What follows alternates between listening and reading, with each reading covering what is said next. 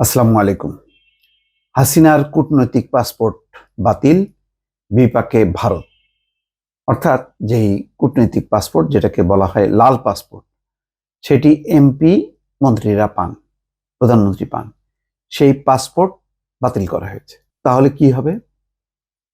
বলা হচ্ছে এর আগে যে এই কূটনৈতিক পাসপোর্ট থাকলে যে কেউ মিনিমাম 1.5 মাস থাকতে পারেন। এখন শেখ হাসিনার 1.5 মাস এখনো হয়নি।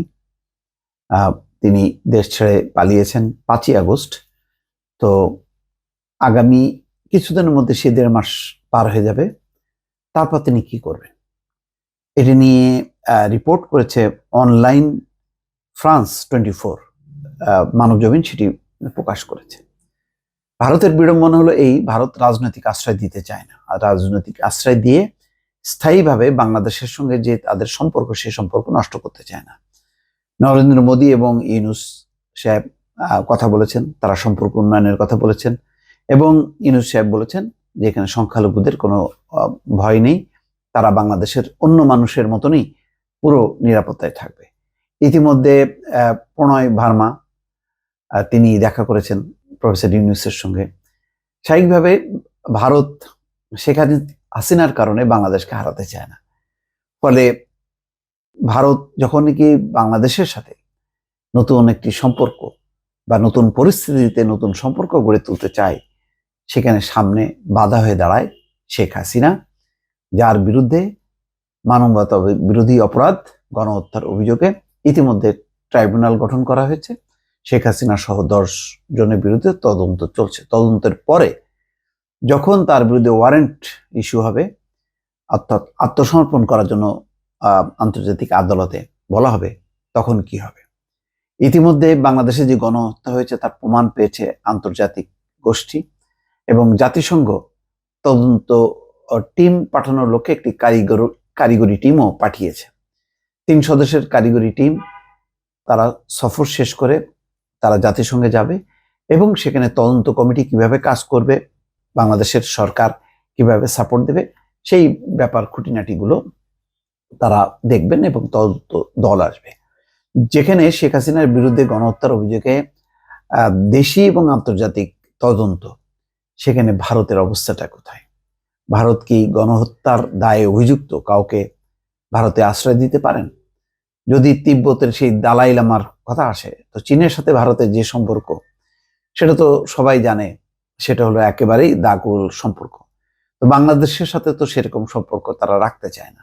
ইতিমধ্যেই সমালোচনা নরেন্দ্র মোদীকে সইতে হচ্ছে, সেটি হচ্ছে যে বাংলাদেশের বিষয়ে মোদী যে পলিসি করেছিল সেটি ভুল পলিসি।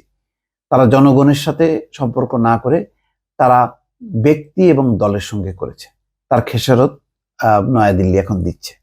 সেই ভুল থেকে যেখানে বের হয়ে আসতে চাচ্ছে, এবং ভারতের সুশীল বুদ্ধিজীবী সবাই বলছে যে এতদিন নরেন্দ্র মোদীর যে পলিসি ছিল বাংলাদেশের ব্যাপারে, এটা ভুল ছিল। তারা আওয়ামী লীগ এবং শেখ হাসিনার সঙ্গে সম্পর্ক রেখেছে, বাংলাদেশের জনগণকে উপেক্ষা করেছে, যার কারণে এখন বাংলাদেশে ভারত বিরোধী একটি মনোভাব তৈরি হয়েছে, এবং এই ভারত বিরোধী মনোভাবকে প্রতিনিধিত্ব করছে অন্তর্বর্তীকালীন সরকার।